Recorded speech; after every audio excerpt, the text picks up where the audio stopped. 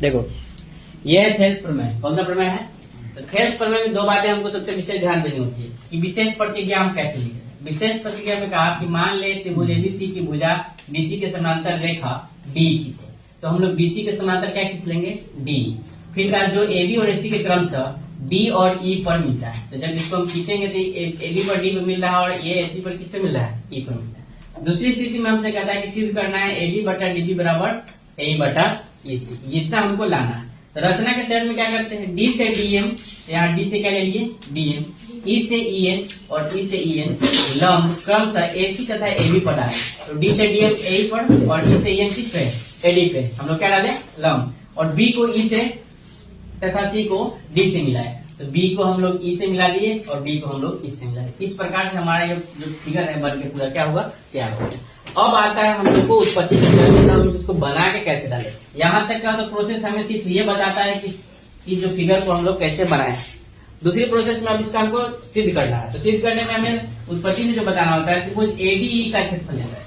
तो एडी तुम लोग देख रहे हो ये बना हुआ, तो त्रिभुज का क्षेत्रफल क्या था? 1/2 आधार गुने ऊंचाई। अब इसमें हम लोग इस प्रकार से देखेंगे एडीई में आधार एडी मानेंगे। आधार क्या मानेंगे? एडी। इसकी ऊंचाई ईएन होगा, इसीलिए हमने लिखा कि 1/2 एडी गुने क्या लिखा? ईएन। इसी प्रकार से त्रिभुज डीबीई का क्षेत्रफल निकालें, डीबीई का। तो इसमें हम लोग जो है आधार डीबी लिए, तो इसकी ऊंचाई क्या होगा? ईएन हो गया, क्योंकि ईएन बी के क्या है? समानांतर।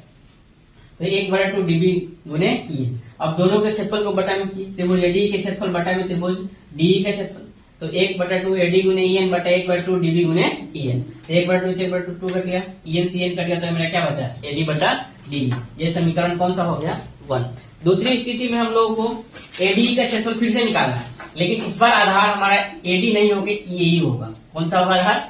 और ऊंचाई हमारा ईएन नहीं होकर के डीएम होगा। क्या होगा? इसी कारण से हम लोग लिखे 1/2 ए गुने डीएम। और अगली बार जो क्षेत्रफल निकालेंगे वो डीईसी का निकालेंगे, डीईसी का। तो 1/2 इसकी आधार हमको इसी लेना है, तो इसकी ऊंचाई जो होगा डीसी के समांतर डीएम हो जाएगा, तो यहाँ पे भी क्या आ गया? डीएम। अब दोनों के क्षेत्रफल को बटा में किए, त्रिभुज एडी का क्षेत्रफल बटा त्रिभुज डीसी, डीसी का क्षेत्रफल, तो 1/2 ए गुने डीएम बटा 1/2 इसी गुने डीएम। ये से क्या हुआ? कट गया, और यहाँ से भी कटा, तो हमारा ए बटा इस समीकरण 2 आया। अब कोई यहाँ लाने के बाद में हमें इसमें बताना पड़ता है कि किस प्रकार से हम इस क्षेत्रफल को निकालें। तो पहले कहा कि डी समानांतर क्या हो गया?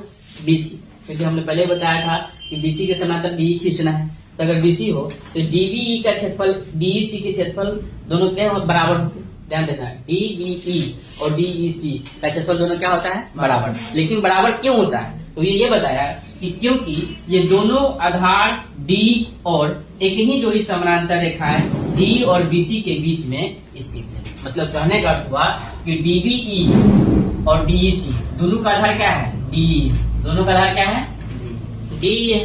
और पहला बात। दूसरा बात कि बीसी और डीई के दोनों के कहाँ स्थित है? बीच में। एक ही समानांतर रेखा दोनों के क्या है? बीच में। इसी कारण से जो है ये हमारे दोनों के जो क्षेत्रफल होंगे डीबी और डीईसी के क्षेत्रफल आपस में क्या होंगे? बराबर होंगे।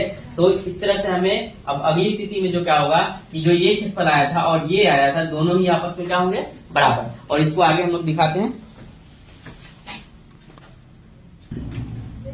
अर्थात त्रिभुज एडी का क्षेत्रफल बटा त्रिभुज डीबी का क्षेत्रफल और एडी का क्षेत्रफल बटा डीसी का क्षेत्रफल। इस प्रकार से जो हमारा समीकरण पीछे जो हम लोग 1 और 2 पढ़े थे, 1 और 2, उससे हमारा ये एडी बटा डीबी बराबर ए बटा इसी का हो गया। बस इसको ध्यान रखना।